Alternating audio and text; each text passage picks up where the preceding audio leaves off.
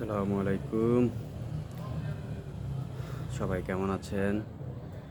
আপনাদের সামনে আজকে যেটা দেখতে পাচ্ছেন এটা হলো কারি পাতা প্ল্যান্টের ফুল থেকে বীজ হয়েছে।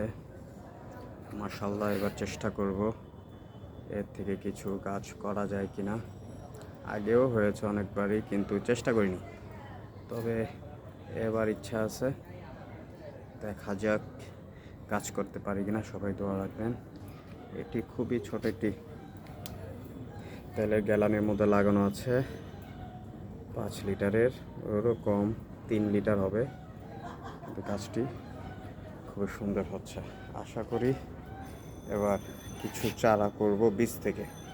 ধন্যবাদ সবাইকে। আসসালামু আলাইকুম।